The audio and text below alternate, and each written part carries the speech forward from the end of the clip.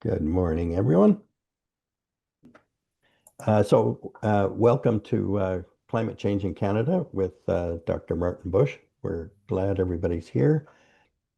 So we're acknowledging today that we are meeting and learning on land that has been inhabited by Indigenous peoples for generations. We're grateful here in Toronto to the Mississaugas of the Credit, the Anishinaabe, the Chippewa and Haudenosaunee, the Wendat peoples, and many other diverse First Nations, Inuit, and Métis people who have stewarded this land so that we too can benefit from the beauty and resources.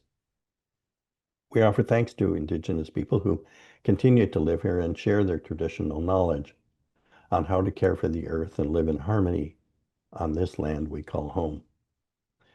And we are very committed to this support, the promise of truth and reconciliation, and work towards those goals. So today's meeting, we're going to have Dr. Martin Bush with us today. There is a moderated question and answer period, and we're breaking this into 3 periods of presentation and questions and answers. So there'll be part 1, 2, and 3.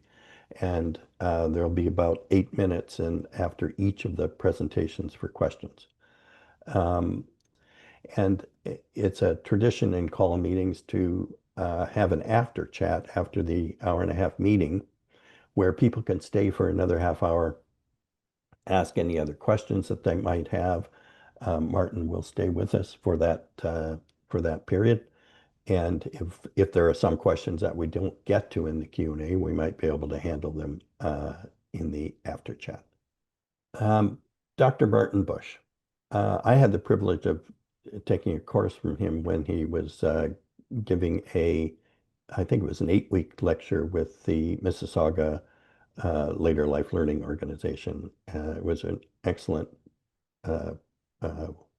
course that he put on, and we're really thrilled to have him spend some time with us. He's trained as a chemical engineer with a postgraduate degree in protected landscape management and led projects in Africa, the Caribbean, focused on watersheds, coastal zones, and natural resource management, renewable energy, and climate change. So he has quite a background in the material that we're all passionately interested in. As an educator and an author, he has written 2 books on climate change and renewable energy. And he was also a leader with the former Vice President Al Gore's Climate Reality project. So he's got the kind of experience that we really love to have here at Call. So Martin, I'm going to pass it on to you, and we'll just get right into it. So climate change in Canada, taking action. Good morning to everybody. So here we go. Let's get to the first one, introduction. We're going to be in 3 parts. So each of them about 15, 20 minutes. Part 2 is a bit longer, but part 3 will compensate, will be a little bit on the short side. But first of all, just an overview: temperature, wildfires, extreme weather. A lot of you will know what's going on. You've only got to look out the window and read the paper, listen to the news. It is not good. Second part will focus on the Paris Agreement. We signed up for it, net zero emissions. What does that mean? And the key policies that are related to that. And finally, absolutely, what do we need to do and how do we do it? So those are the parts we're going to look at. So quick climate snapshot. So these are, we know this, don't we? Temperatures are rising twice as fast as the global average, the Arctic 4 times faster. It's called polar amplification. Just giving something a name doesn't really explain what's going on. There's a number of theories, of course, but the reality is very clear. So heat waves are becoming more frequent, more intense, and of course, wildfires. I just checked this morning, 225 wildfires at the present time, of which 121 are out of control. That doesn't sound good, does it? So more than half are still out of control.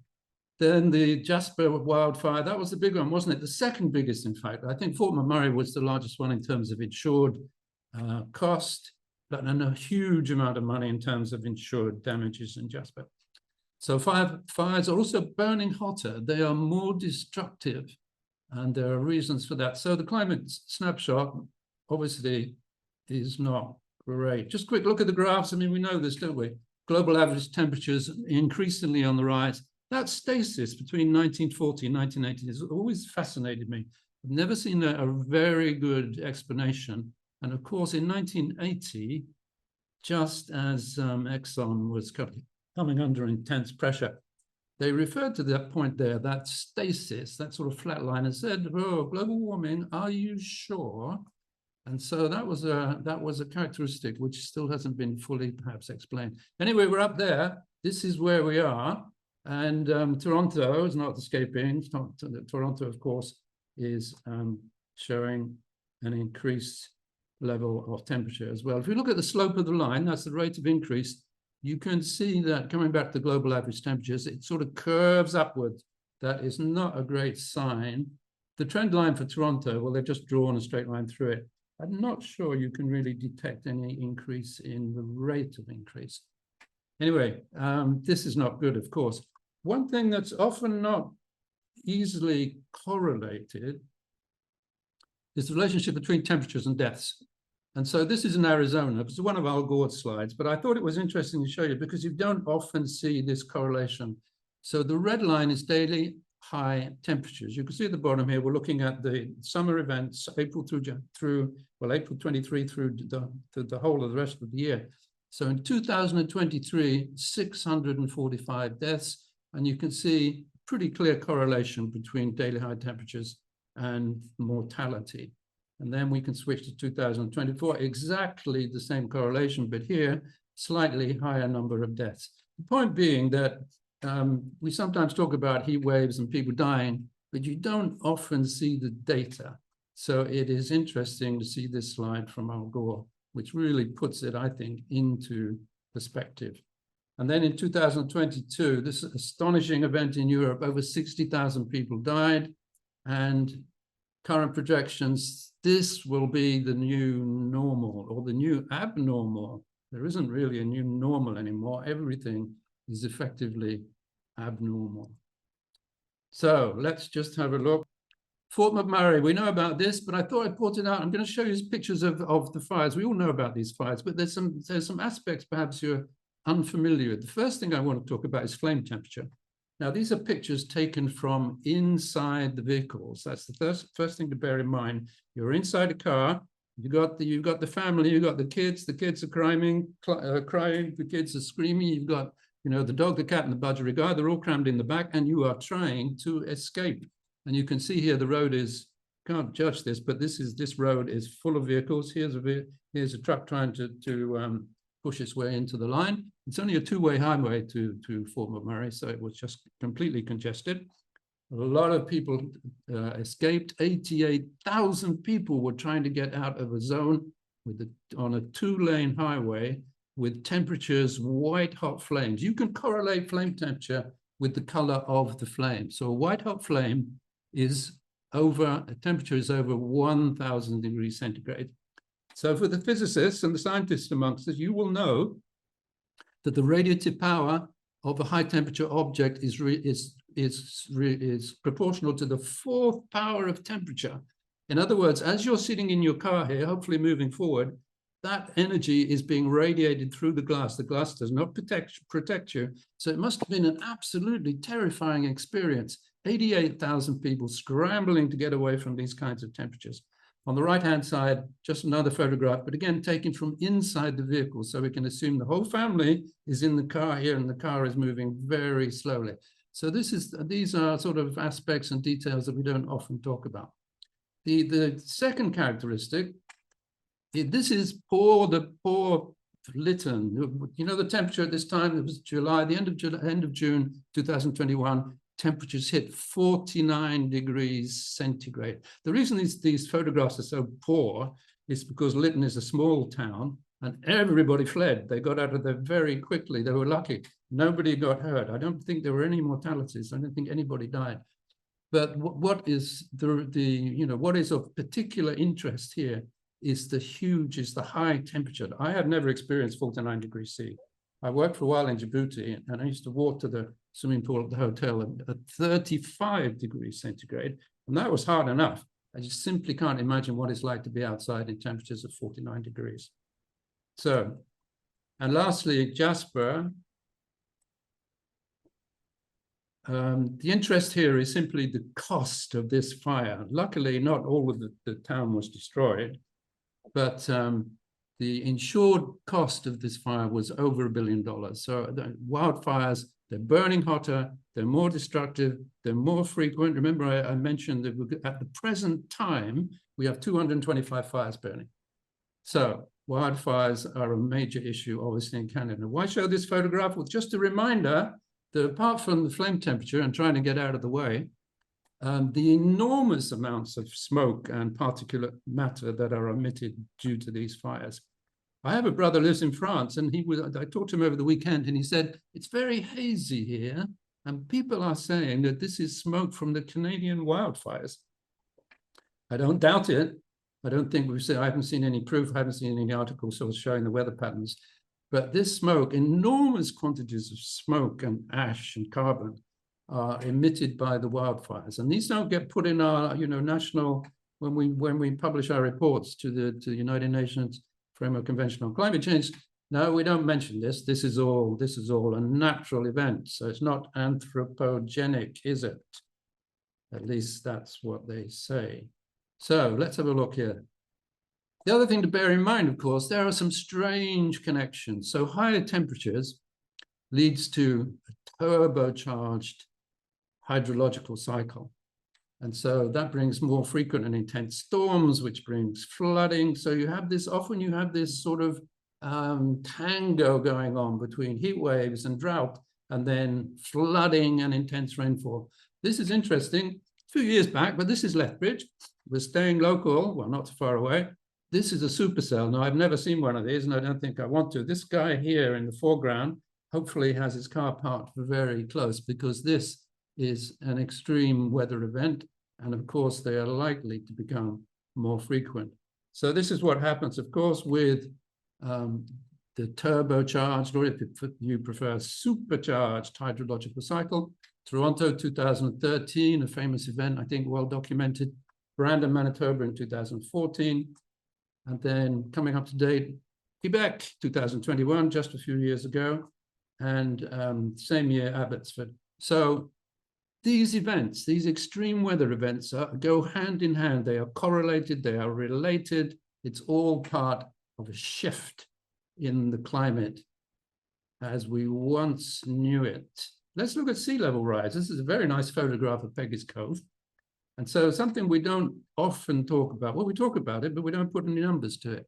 So all coastal communities are at risk from sea level rise, all coastal communities in Canada, for sure. Because Canada has an immense coastline, 226,000 kilometers, 38,000 along the 4 Atlantic provinces, a lot in BC, and of course, a huge amount of coastline in the Canadian Arctic.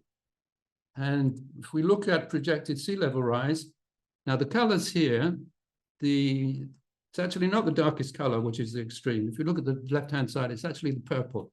So you can see Atlantic Canada, this is where we see sea level rise of about 1.6 to 1.8 meters.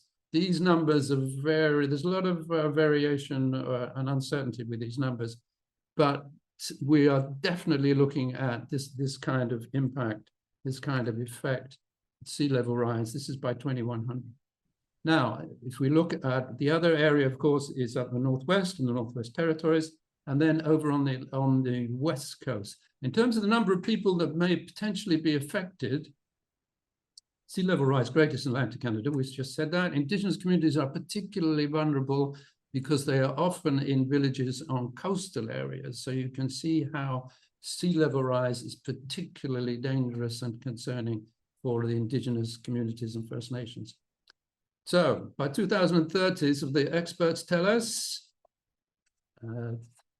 300,000 Canadians will face the risk of flood. And so, in fact, most of those people are on the West Coast. We're talking about Vancouver and Vancouver Island.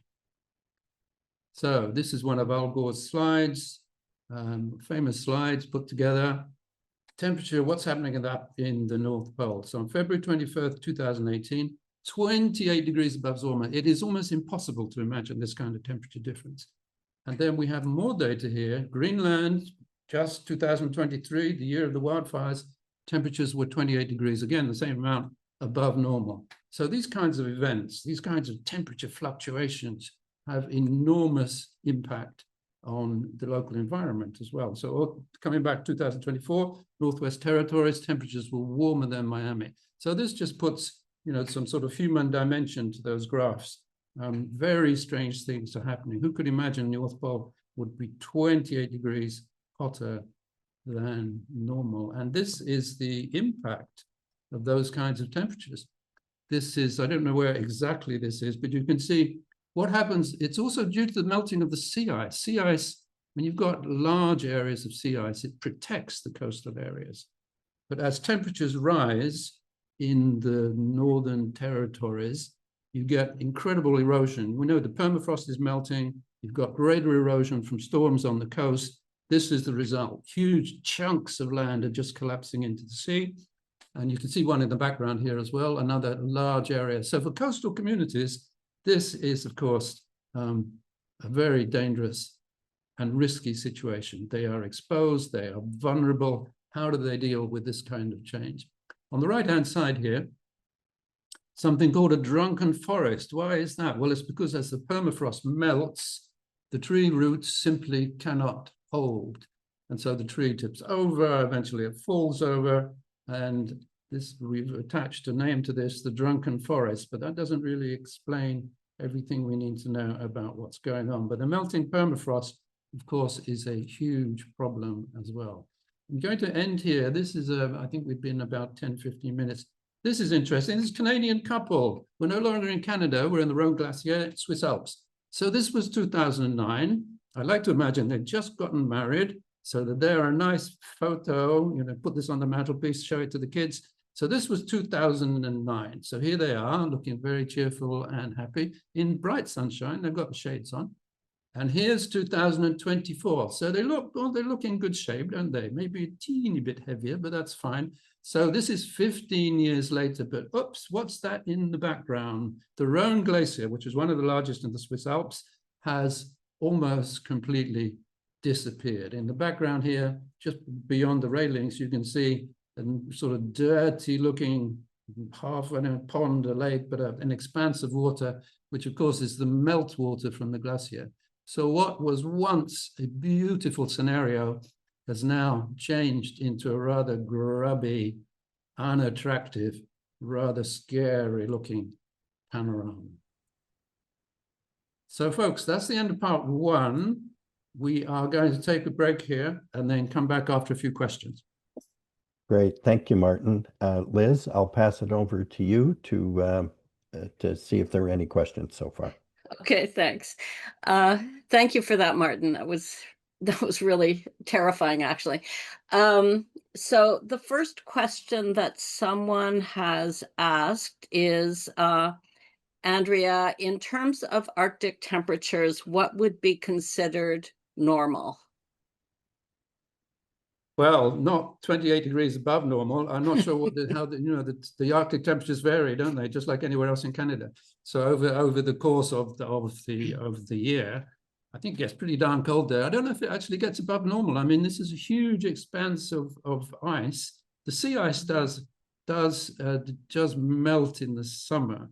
So I think we get temperatures above normal. I can't quote exact data, but 28 degrees above normal. This is very strange. You've heard about a polar vortex and the jet stream. Very strange things are happening up north. So on average, we're warming 4 times faster. I can't give you any numbers for the sort of average temperatures, but the thing to bear in mind is that temperatures are rising. They don't go straight. It's not monotonic, as they say. It'll go up and down a zigzag. But there's no question that the Arctic is warming. We've seen that before, 4 times faster than the global average. So that's not good. Okay, thank you. And I see Brian Patterson has his hand up. Brian, would you like to unmute? Yes, I go back to your very first slide first of all, thank you. I've already got my money's worth, and we're only in part one. Uh, uh, the very first slide, you referred to 1850 going up to 2024, the increase in temperature. Do you have any knowledge of any earlier time when I'm thinking of deniers who say, well, this is just normal change in temperature over the millennia.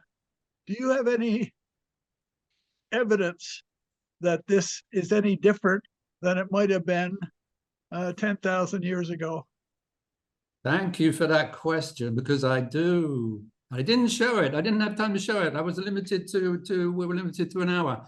I had a whole section on the denierati, and in particular, PragerU. Have you heard of PragerU? It's Dennis Prager, a billionaire, of course, put together a whole slew of material, mainly aimed at children, to convince them that climate change is great, fossil fuels are wonderful, and what are we all worried about? And there is the graph you're referring to shows the peak now, and goes back 100,000 years, and oops, there's another peak, goes back another 100,000 years, oops, there's another peak.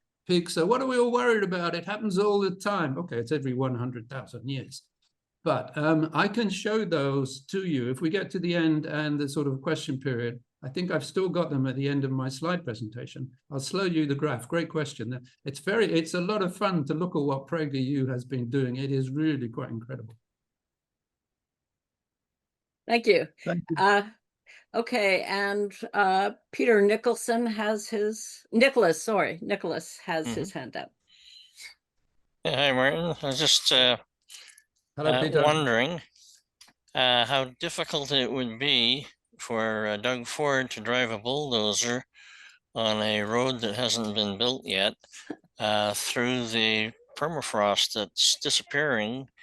Is it even possible to build a road to the Ring of Fire? That's an interesting question, isn't it? And certainly it brings up a lot of questions, doesn't it? Technical questions for the civil engineers.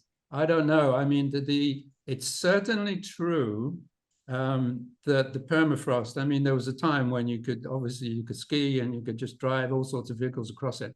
As it weakens, it's going to be a seasonal thing, isn't it? I would guess that in the winter, they can still do this, but in the summer, I think they're going to have all sorts of problems with the softening permafrost. I mean, if the trees are falling over, obviously the ground is extremely soft, so it's not going to support any kind of heavy weights. So I guess they're going to do everything they can in the winter months and then take a break in the summer. I think that's the only way they're going to manage it. Okay, looking forward to parts 2 and 3. Momentarily. Okay, so Margaret Campbell says, it feels like the winds have increased and every day has a strong breeze. That's just an observation. Is that accurate? That's interesting. Winds are highly variable, of course. I don't know where you're living. I haven't seen. That's an interesting thing to follow up, isn't it? I don't think I've seen anything on in the increase in wind speeds across Canada. So no, I don't know how to answer that. I don't think I've seen any data on that. I mean, I love wind power. I'm a big proponent of offshore wind, where, of course, you've got excellent wind speeds.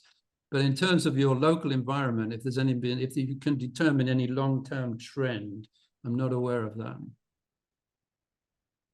Okay, I think I have time to sneak in one of my questions, which is, you said that the federal government does not include emissions from forest fires in their calculations of our emissions because they're not anthropogenic. I'm wondering if anybody is keeping track of these emissions, and also the loss of carbon absorption potential that's represented by these forests, because that's a lot of the sort of projected negative emissions that I know you're going to get to. Yes.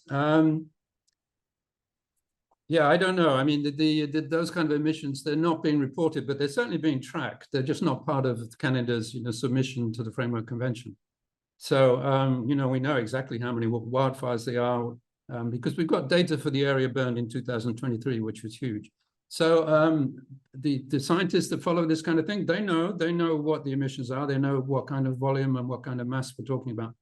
But they're not being reported, but they certainly are being, you know, they're being recorded, but they're not included in the presentations to the United Nations Framework Convention under the Paris Agreement. Okay, So, and it would be the same for the permafrost.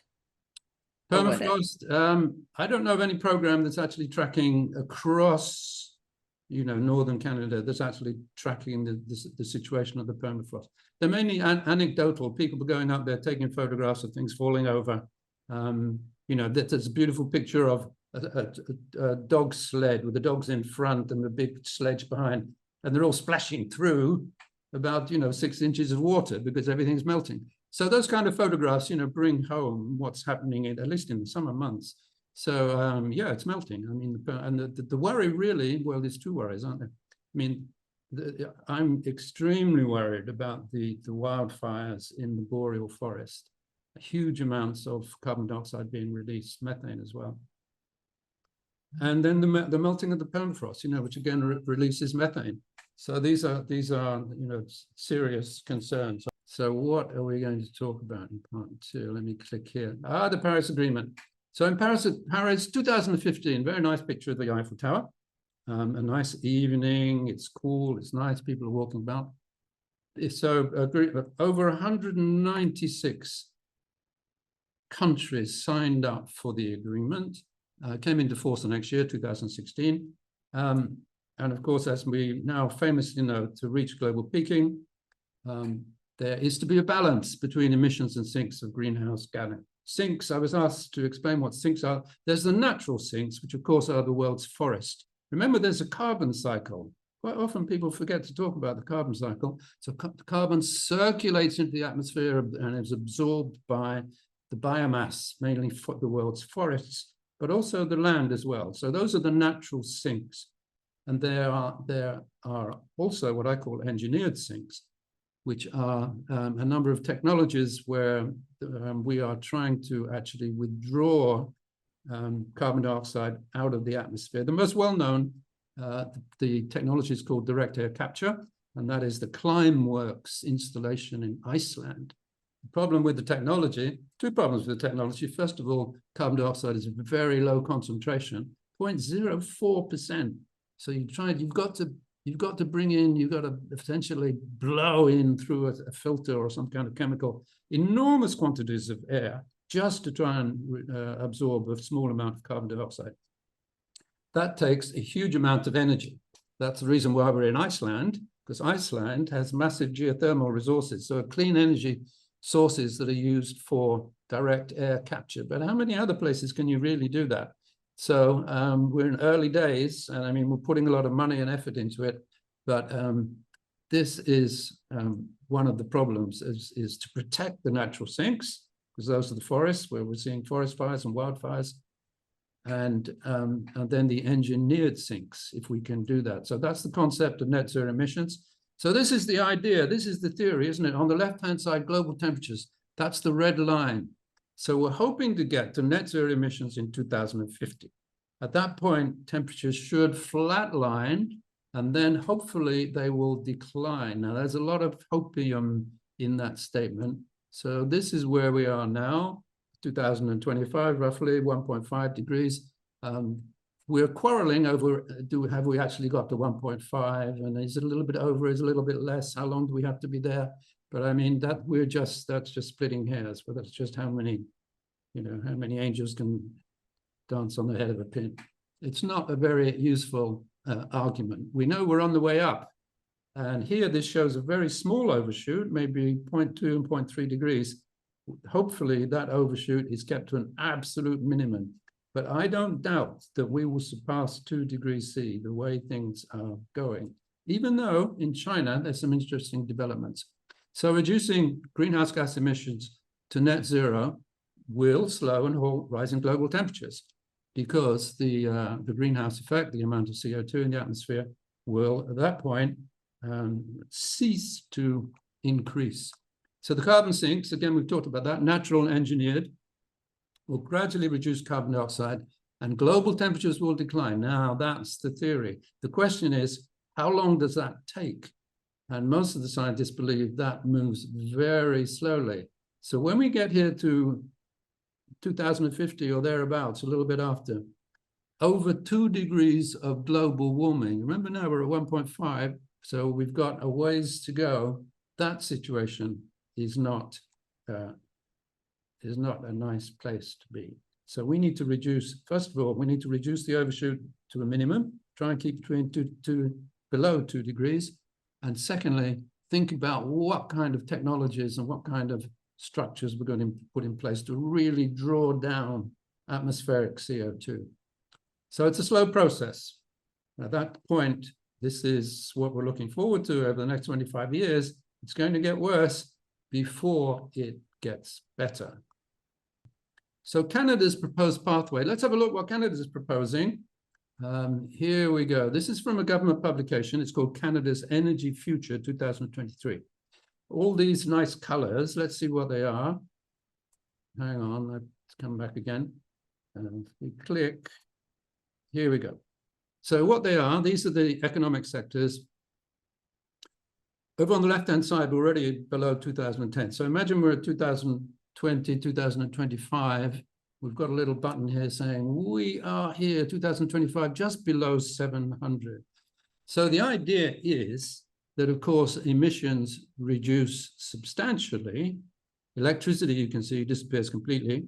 Oil and gas comes down to very low levels, so does heavy industry. Transportation does. The sector that is very difficult to manage and reduce emission is waste and other being a whole mishmash of diffuse technologies that are very difficult to, where emissions are difficult to manage.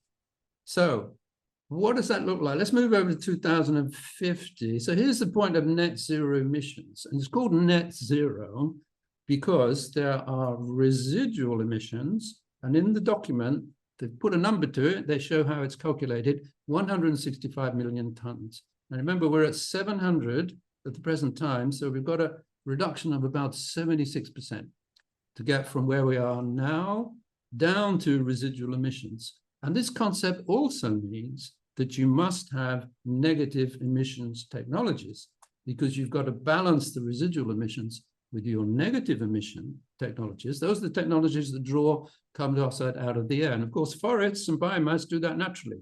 Those are the natural sinks. So this is the concept. So to what extent is it a realistic projection?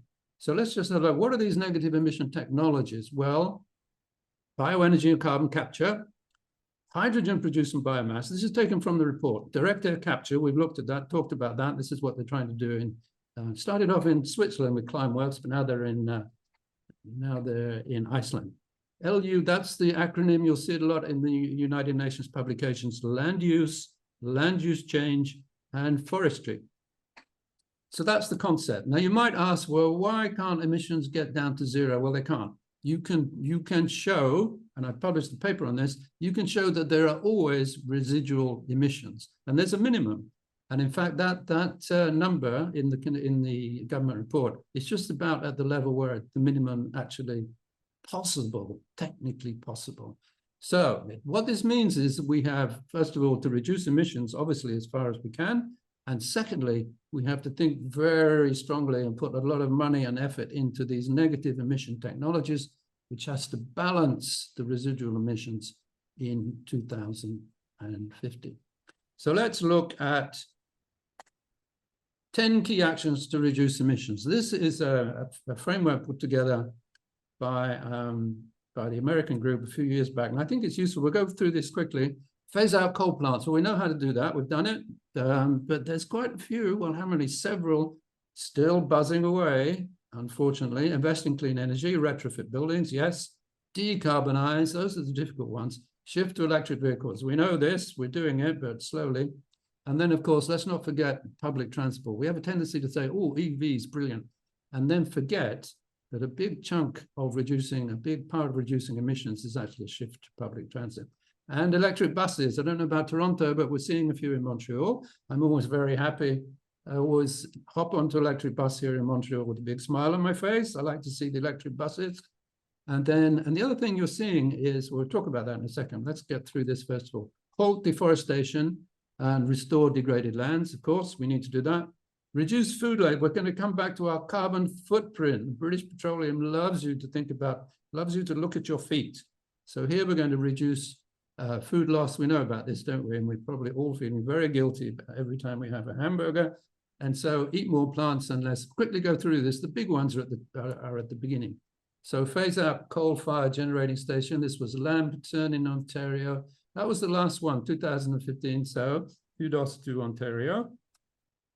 Unfortunately, there are still 8 coal-fired generating stations in Canada, 4 in Nova Scotia, 1 in New Brunswick, and 3 in Saskatchewan. So those guys have to be shut down. And then, of course, number 2, energy generation, 100% carbon-free. We know how to do this again, but we're slow getting off the ground. We're going to talk about offshore wind in a moment. You've got gigawatt. You know what a gigawatt? 1 gigawatt. Let's sort of try and get a sense of scale. A gigawatt is a massive block of electricity. So a nuclear power station is roughly a gigawatt, plus or minus. It gives you a sense of what we're talking about. So anything that's 1 gigawatt, just 1 gigawatt, you're looking at the output roughly of a large power station. So offshore wind, you've got all these mini nuclear power stations, except they're not. It's wind power. Offshore wind power is actually brilliant in Canada. It's got a huge resource. Hydropower, Canada has this sort of legacy technology. We're still doing it. It's the dominant technology. You know, there are environmental impacts with hydropower, but even so, the cost benefit is way on the positive side.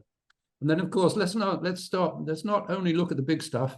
If we need to combine that, this is not either or. We need to decentralize. We need distributed systems. At the same time, we have large chunks of gigawatt scale power being generated offshore. And then, of course, this is a new thing, isn't it? Vehicle to grid, bidirectional. I'm not complete. I mean, it's a great idea, but it just seems to me that it's going to take a lot of effort to really get this up and running. I might be wrong. Hopefully I'm wrong. So energy efficiency, of course. Let me make one point as well. We need to always remember that the use of electricity has no emissions. No emissions when you use it. So if you electrify your house, you are emission-free. So bear that in mind. Electricity is great stuff. So buildings, this is in Kanata, Ontario. I think it's up by Ottawa, isn't it? So NZE means net zero energy. You can't see it, but on the back here, presumably facing south, the back of the houses. It's a bit of a silly photo in a way because you can't see the PV panels. But the idea is that the solar panels generate electricity. There will be a battery in the basement. And overall, these houses will not require any input of energy. So all new buildings, this is the way to go, should be fully electric. Sorry, guys, no fossil gas connection. They absolutely have to shut this down. Building codes. Now, but who does it? There seems to still be a confusion about whether these are municipalities or whether this is provincial. Maybe it's a bit of both. But building codes obviously, clearly, have to mandate maximum energy efficiency. So financing mechanisms need to be in place because often a lot of these technologies have high transaction costs, meaning they're capital intensive. Once you get them up and running, they're almost, you know, so the sun and the wind, they're all free, but you've got to pay up front. So there needs to be mechanisms in place that allows you to do that with the least amount of pain. So heat pumps need to be mandatory in all new construction. Every new house should have a heat pump. And we're not talking about fossil gas supported heat pumps, which are being promoted by Enbridge. These are 100% electric. There is no gas. There is no gas connection. So batteries, as I've said, should be included in all new construction. We can talk about that. We don't have time, I think, but batteries in the basement, this is the way to go. You've got your electric vehicle. That's one battery, but that battery's on wheels and is not there during the day. If you've got a battery in the basement, that battery charges at night with cheap electricity, and it offsets your peak demand. And that is hugely important. So industry is decarbonized. Look over here. This is what we used to do, CO2 to vent. Well, we don't want to do a little bit less of that. So industry, can we do it? Electrification at maximum possible carbon pricing. We're going to talk about that, I think. Cap and trade, that's the system here in Quebec. And also regulations, green hydrogen, and new technologies. This is all a lot of research now. on the new technologies, particularly for cement. Cement's a very difficult thing to manage, at least decarbonize. So carbon, well, let's not dwell on this. So electrification of road transport. I'm not going to show a Tesla. I'm going to show a little Nissan here, cute little thing. And let's not forget the electric bikes. This is actually from Kenya, where they are pushing, where they have a brilliant idea. These bikes have interchangeable, actually this might not be one, but the idea is they have interchangeable batteries.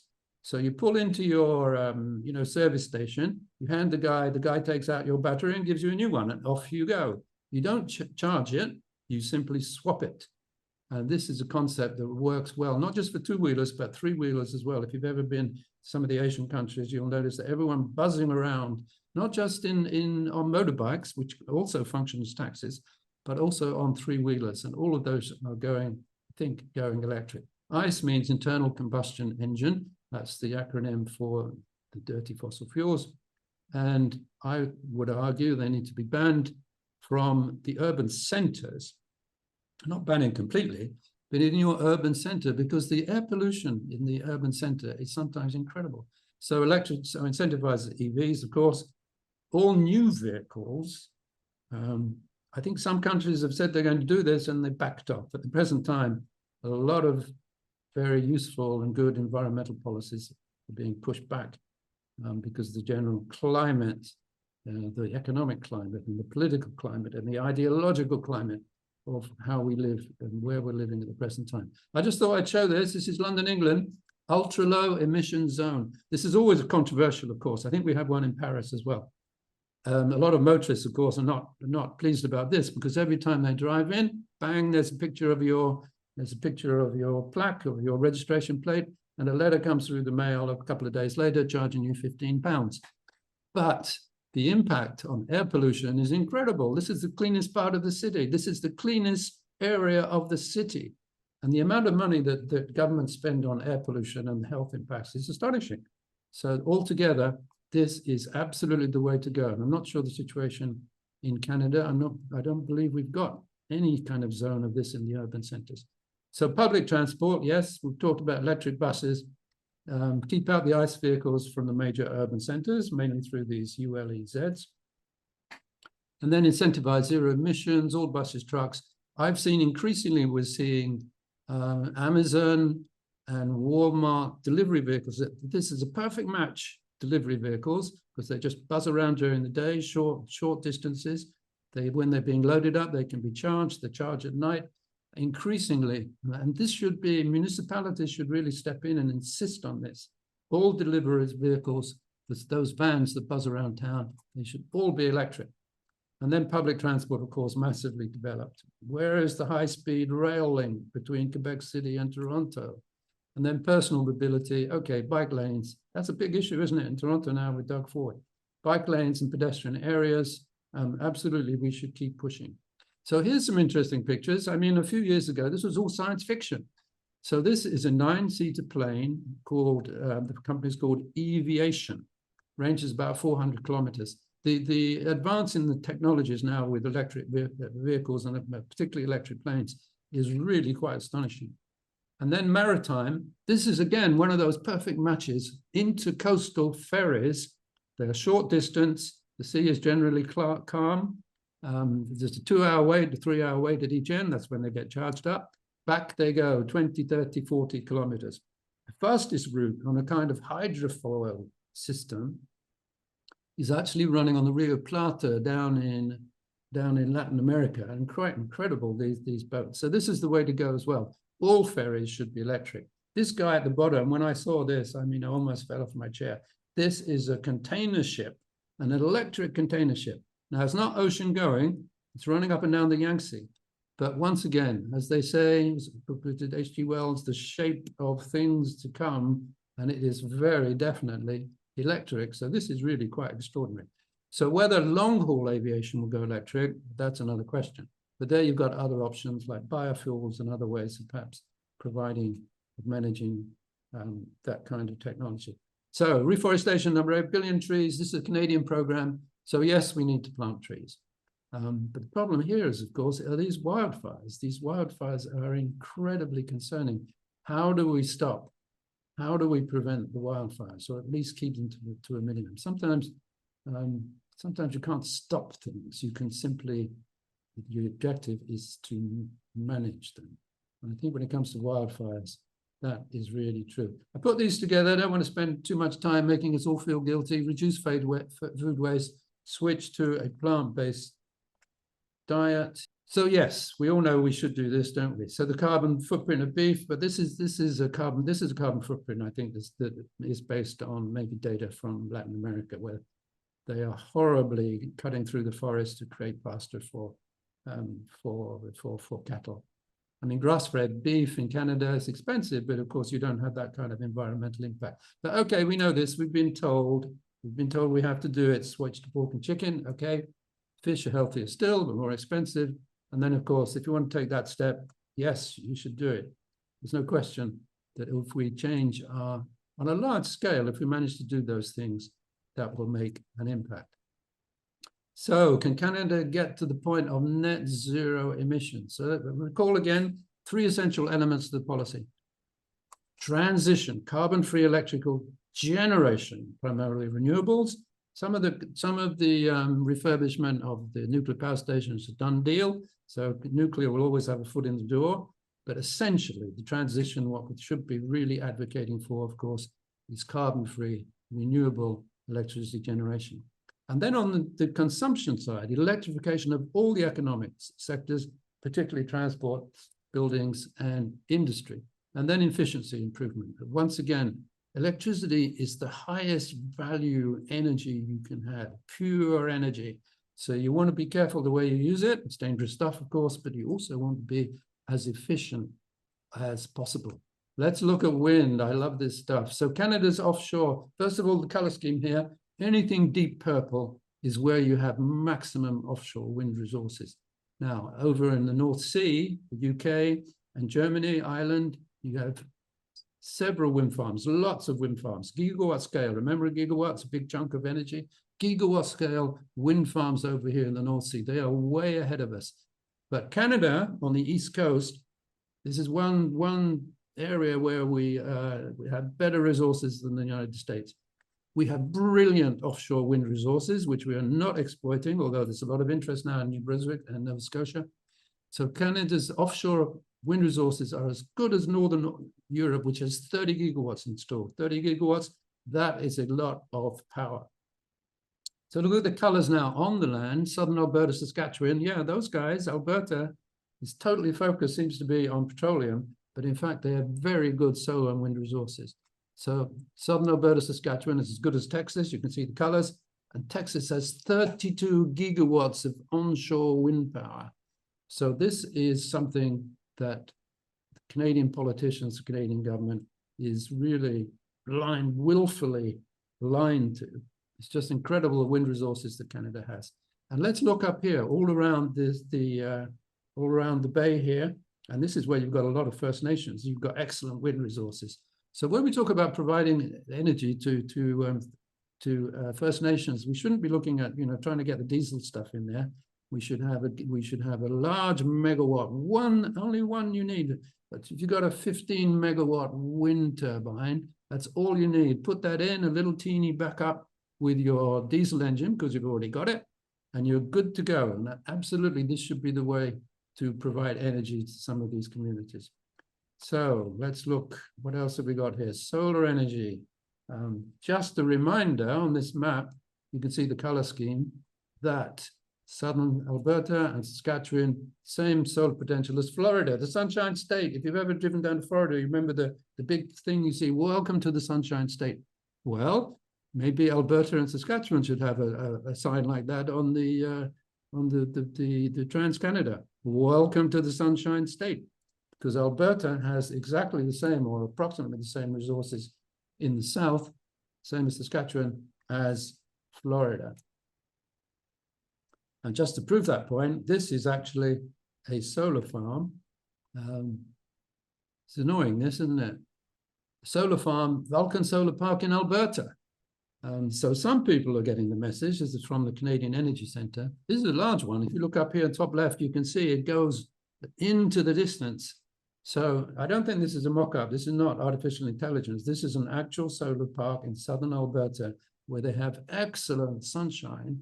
And this is a real economic prospect. So just quick, I put this together. Ignore the colors. That's just to show you where the provinces are. So what have we got? Let's just do a quick wrap up here. So lots of hydropower on the West Coast, up in Yukon, Northwest Territories, Manitoba, brilliant. They just got so much hydropower. And then, of course, Quebec is the center, if you like, for hydropower. But Newfoundland as well has the Churchill Falls and another one up there as well. Offshore wind. This is what my view of the future. 2050, offshore wind and onshore wind in certain places. Here they are, southern Saskatchewan, solar and wind. Now we've got to link all these guys together. So I'm not convinced that a transmission line fully east-west, that is an awful long way to build a transmission line. But it makes sense to me to have a western link from Manitoba running through Saskatchewan, Alberta, over to British Columbia. And it makes sense to have an Atlantic link. Remember, we've already got the Atlantic loop, which connects Newfoundland to Nova Scotia. But then we need a high voltage DC line running from Nova Scotia through Quebec down to Ontario. Now, this is a vision of the future. Will we see it in our lifetimes? I am not sure. So that's the end of part 2, a bit long, sorry, but now we'll break for questions. No, that's great, Martin. Thank you. And over to you, Liz. Okay, I was just trying to catch up. My goodness, there are a lot of questions here. So I'm just going to go in order, and I may have to prioritize some of them because we only have 8 minutes. Julia Arnold asks, how realistic is it to believe that there are truly actions to be taken that will mitigate climate change? But I think the most important thing she's saying is, how willing are we, all of us, to make real change? Because a lot of it depends on our willingness. Do you have any thoughts on that? Well, there are things we can do individually, but it's really important to not get to not overly focus on what we can do. As I mentioned, you know, British Petroleum invented the idea of a carbon footprint. So we can spend too much time looking at our feet and not enough time looking out of the window. So I think we can. I mean, it's all about getting organized, isn't it? And we're going to talk about that when we get to the end, about what action we specifically can take. It needs action at the federal level, doesn't it? Governments need to intervene. We can do our small thing, and we're very numerous. There's lots of us. So it does make a difference. Absolutely. If you look around your home and you think, electrification, what can I do? If you shut down your gas, I mean, if we all do that, if everybody in Ontario shuts down their gas, think of the impact on Enbridge and the overall need for pipelines. If we all switch to electric vehicles, what's the need for fossil fuels? So individual action, sure it counts, but you've got to do both. It's not either or. You've got to be aware of what's going on. You've got to take an individual action, electrify as much as possible, and then you've got to vote for the right people and put them in power and bug them and harass them until they do good things. Okay. I do wonder how much control the federal government has over these issues. A lot of it is provincial jurisdiction. So how do you persuade governments like Ontario, Alberta, Saskatchewan to smarten up? It's all you've got to vote for somebody else, haven't you? But Okay. you can start at the municipal level. If you focus on the municipality, you can really make a difference. If all the municipalities start to move in one particular direction, you create, not exactly a tsunami, but you create a lot of pressure. So we all live in a community. We're all part of a municipality. We've all voted in the local elections. You should really focus on what you can do in your municipality. Can't just sit and watch what's happening. I mean, when I was living in Markham, the municipality was dominated by the developers. Well, if the developers can really take control of the municipal council, why can't the guys who are worried about the climate change? We can. We just need to get organized, and we just need to do it. Okay. Let's see now. Which shall I put first? Patrick Macaulay says, how will offshore wind turbines be affected by rising sea levels? It's an interesting question. I'm not sure there will be. We're only talking about maybe 1.5 meters, 2 meters. I'm not sure but well, if there's floating wind turbines, that's not going to be a problem, is it? Although they're anchored. I mean, yeah, we have to take that into account, but I don't see it as a major problem. One thing it's nice to mention is the latest research showing fish are very happy with wind turbines. They love to have those artificial reefs. So a nice wind farm, if we can do a survey of the fishes. I think they're all voting yes. So there's lots of good things about those wind farms. I mean, I know a lot of people say, oh, I don't want to see a wind farm on the horizon. Yeah, well, okay. But you can put them 5, 10 kilometers out to sea. But no, I don't think sea level rise is likely to be any kind of problem. Okay, thank you. Reassuring. Elizabeth Robinson wants to know the source of the graph that you used to show the global temperatures and net zero emissions 2010 to 2100. Was that the second slide? I think it was. I think that I've tried to show the source. You can find this on the internet. Often that graphic shows the projections from 4 or 5 international agencies, usually 3 in America, 1 at the Hadley Center in the UK, and 1 from a Japanese center. So I'm happy to send you that information. If you want to contact me afterwards, I'll leave my email address. You can. I'll send you a copy of that, because what I showed was not the best ones in some ways, because that was just from the Hadley, wasn't it? I've got graphs that show, and there's very good correlation, between the agencies. It widens a bit back in the 1950s, let's say. But when it comes to the last 20, 30 years, the correlation is very good. Fantastic. Okay. And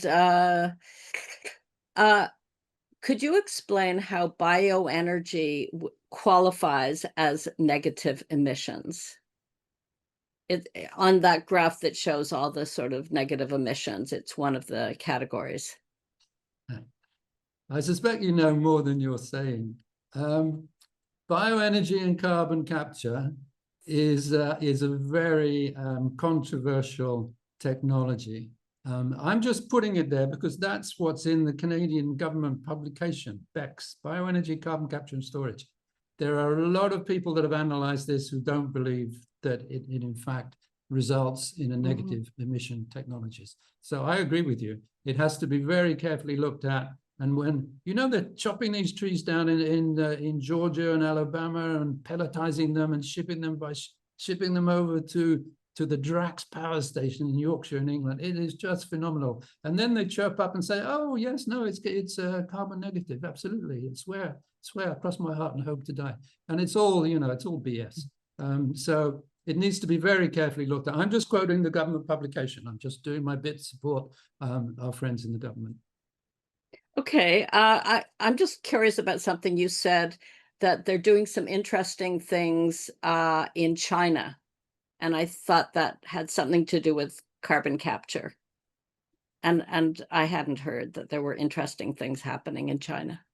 Well, I have, but yeah. China is a strange situation, isn't it? Because they're taking the lead in renewable energy. They're building out incredible stuff. And at the same time, they're starting up coal-fired power stations out in the provinces. I always think of China as like 3 countries.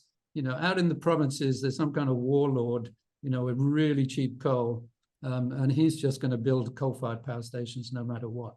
Whereas in the central areas where you've got a lot of smart people, and how do you pronounce his name? Xi Ping. He's a chemical engineer. Yes, he is. I mean, we're the guys that do the good work, right? Not so much, perhaps all the time in China, but in terms of renewable energy, it's incredible what they're doing. So yes, I mean, it's contradictory what's going on in China. Okay. Do I have time for one more, Michael? No, maybe not. Yes, go ahead. One more. One more. Okay. Someone wants to know, what about geothermal? And I'd also like to know what your view is on nuclear power as a power source. I don't have time for nuclear. There goes the hour. Okay, I'm sorry. I'm not in favor. I will just tell you that, sorry, I am not in favor of nuclear. Now, the refurbishments are a done deal, so we'll just have to accept they're done. The real way that Ontario is going to waste millions and millions is on the SMRs, the small modular reactors. Do not go there, but nobody's listening to me on that, are they? What was the other? Oh, geothermal. Geothermal. Sorry. Geothermal's great, but I mean, it's not an easy technology. I mean, there's a lot of it in Iceland. But absolutely, yeah. If you've got geothermal resources, have you been to the geysers in northern, what is it, down San Francisco in California, Northern California? I've been down to look at the geysers. I mean, it's just incredible. And in Kenya, you know, the Rift Valley, that's very volcanic. Again, once again, you've got geothermal. So if you've got geothermal, by all means, have a go at it. Now, what they're trying now is deep geothermal, really getting down to the red hot rocks, a mile, 2 miles, 3 kilometers below surface. That is very dubious, but I mean, it's an interesting technology. So in general, if you've got geothermal resources, absolutely, you are in luck. They are absolutely something that should be exploited to the maximum extent. Okay, Thank you, Liz. And on to part 3. So taking action. Now we come down to the nitty gritty. What can we do right now? So this is the way I frame it. Action at all levels. So we're going to talk about the levels in the home, in the community, and I'm tying that to the school, in the municipality, and at government. So we're going to take these one at a time. So let's look at the home. We've talked about electrification. So here we are cooking, and this is it. Absolutely. Think electrification. Heat pumps, cook stoves, electric vehicles. When you look around your home, how much of it is electric? It needs to be completely electric. Think about disconnecting from gas. You're going to get a lot of pushback from Enbridge, but ignore this idea that heat pumps need backup with a gas supply.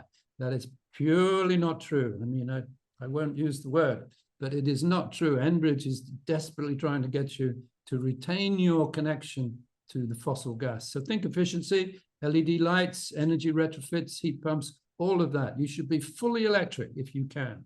So use less energy, of course, energy efficiency, public transit, the problem is the winter, isn't it? In the summer, I'm happy to take the bus. In the winter, it's a bit of a struggle.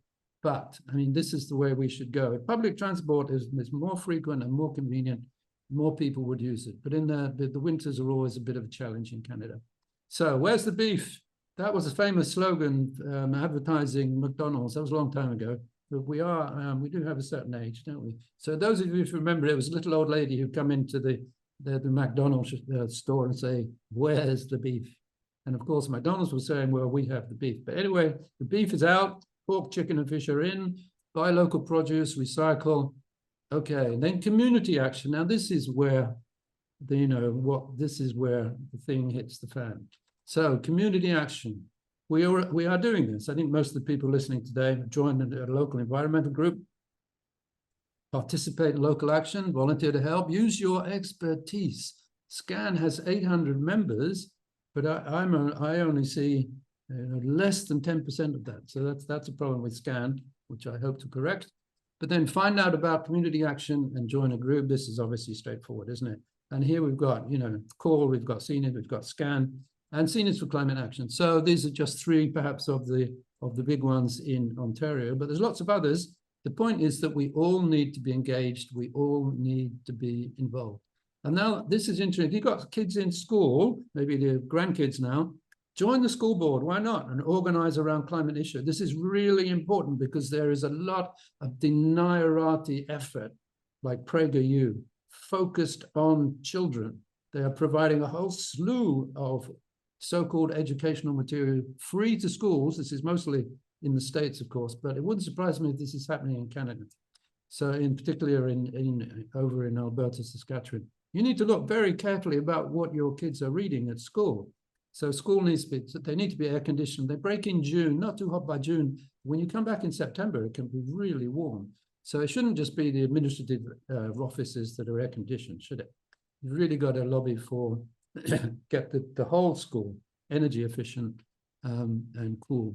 And then, of course, get the kids involved. Plant trees around the school, reduce exterior temperature. There's a lot of research showing that trees in an urban environment or around a school, for instance, will reduce temperatures by a significant amount, 10 degrees centigrade in an urban environment, and introduce kids to a wild area for insects and birds. There's a lot of teaching that schools could get involved in, teaching about the natural environment. And so at the same time, improving the environment and reducing temperatures around the school. So obviously set up a vegetable garden and reduce food waste. So that's at the school. So think about the extent to which you can be involved in what's happening at school. Municipal action. So municipalities are directly influenced, a major part of national energy consumption and emissions. So think about municipality. Now, I put a normally here, underlined, because Doug Ford, of course, there it goes again, that pop-up. Doug Ford, of course, is seeking to undermine or weaken the ability of the municipalities. That absolutely has to be resisted legally, if possible. But normally, this is what the municipalities control. So Doug Ford may be focused on Toronto, but of course, there's lots of other municipalities out there. So think about what the municipality normally is managing. So zoning, urban development, parks, green spaces, tree canopy cover. Do you know what your tree canopy cover is in your municipality? Not many people do. Bike lanes and public transport, still a controversial issue. Doug Ford wants to remove them. Electric vehicle infrastructure, obviously, again, this is under the direction and the policies of the municipalities. Of course, waste management and recycling, traffic regulations, cooling centers. All of this means that we should really be focused on influencing municipal politics, organization, and the economy. And that means you need to be on the municipal council. So government, yeah, we know this. I'm not going to bang away on this. Of course, you should be voting for a progressive political party, but which are they? Well, we've got 3 of them. So you take your choice. You should never, in my view, you should never vote for the progressive conservatives. If you look at what's going on in America, Canada, and the UK, the conservative parties, they are joined at the hip with the fossil fuel industries. You should never vote for them. So get to know your councillor, MP, MPP, ask about action on climate and energy, and obviously vote for a political party that advocates strongly for serious action. So, ladies and gentlemen, final thoughts. The 19th century was the age of coal. The 20th century was the age of petroleum. The 21st century is the age of electricity. So I leave you that message. Think electrification. Thank you. Thank you. Thank you so much, Martin. And Liz, I'm going to pass it over to you for final question period. Okay, great, thanks. And thank you, Martin. That was fascinating and inspiring, I'll say. Okay, so Jonathan Dostrovsky has asked something similar to what I asked before, but have there been any calculations of total additional greenhouse gases from current wars and forest fires compared with total emissions that are being calculated and reported? In other words, is anybody keeping track of what's going into the atmosphere with all these wars?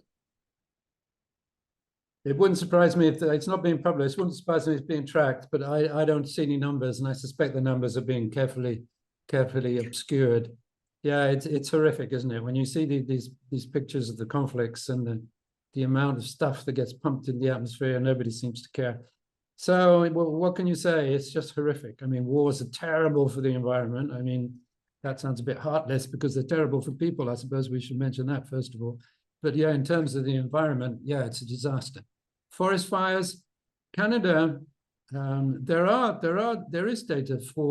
data for emissions from forest fires. They're simply not, as far as I know, unless I'm wrong, they're not in the reports that the government submits to the UNFCCC.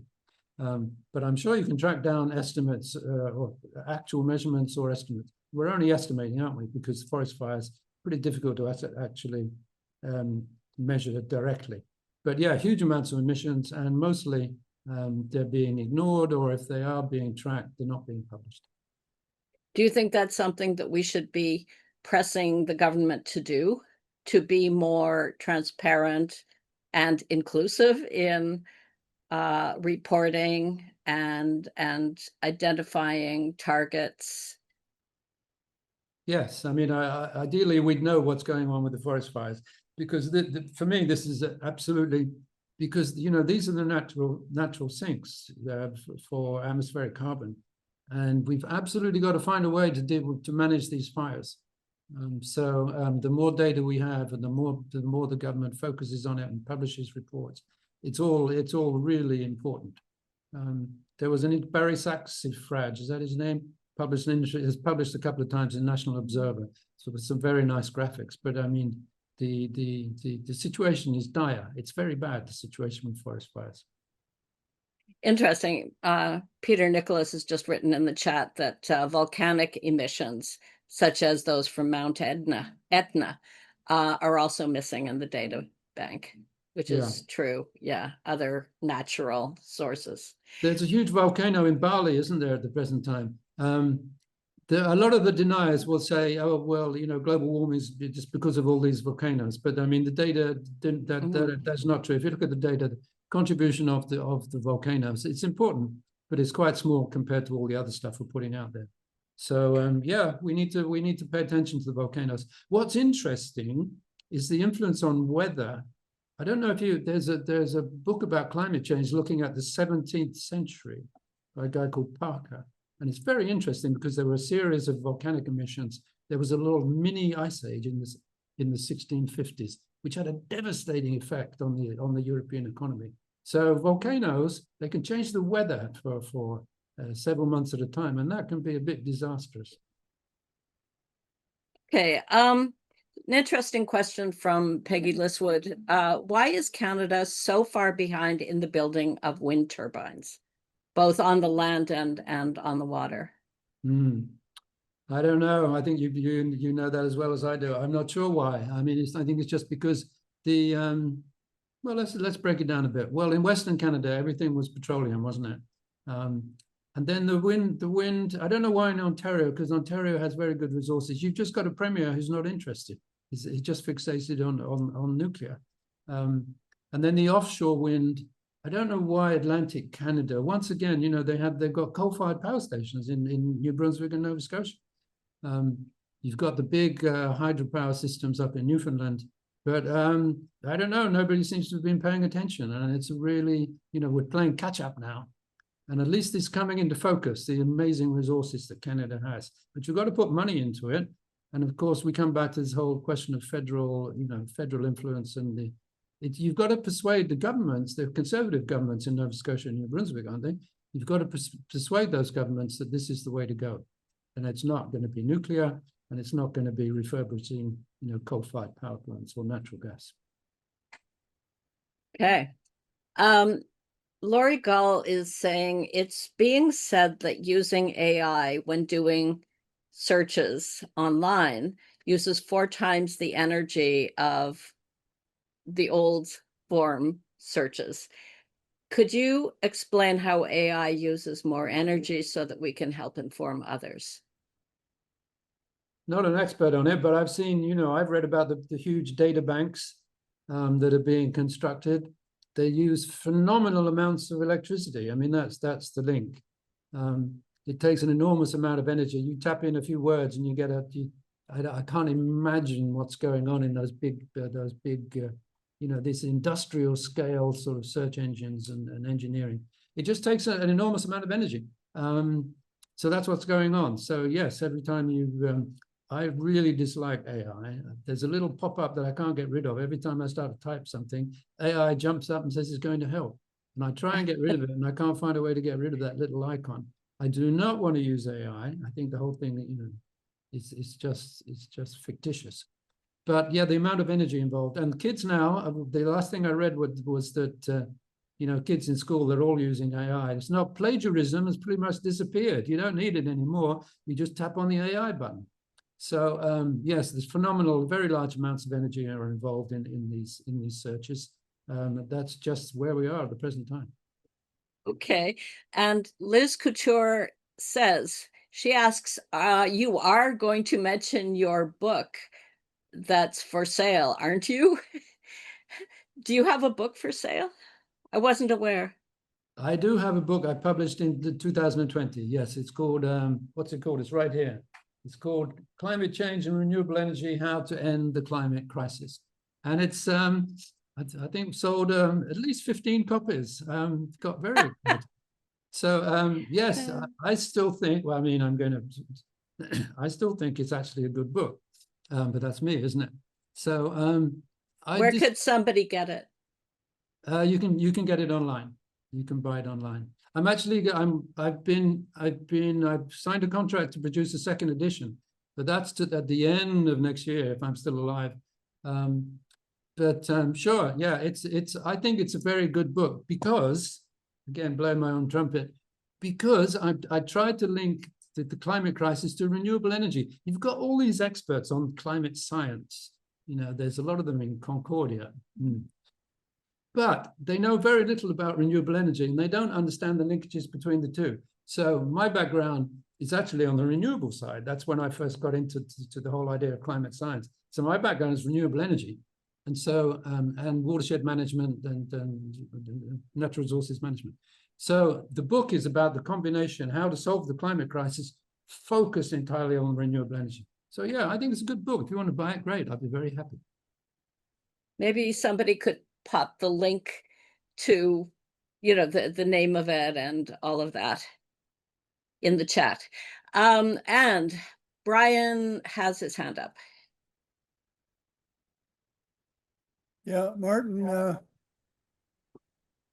I'm sorry, I've got two machines here.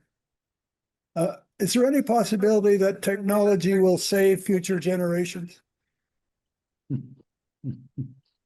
How to save future generations? It depends how far in the future you're looking. I don't want to be too depressing. It doesn't look that good, does it? But technology is, I mean, we've got a lot of clever people focused on this. You know, when they stop counting their money, they actually, you know, can do some useful things.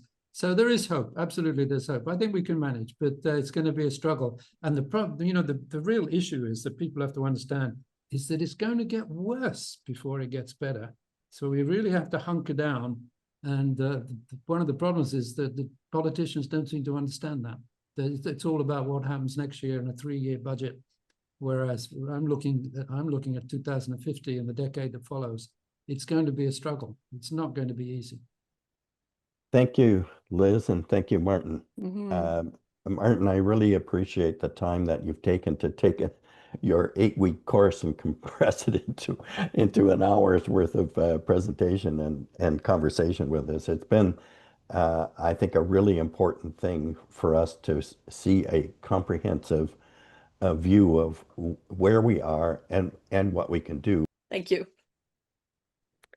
Martin, thank you. This is great. Terrific. It was really a tour de force. I really appreciated this. Mm-hmm. Thanks, Great. everyone. Thank you, Martin. So much. Have a good Thank day, you. everyone. Thanks, everybody.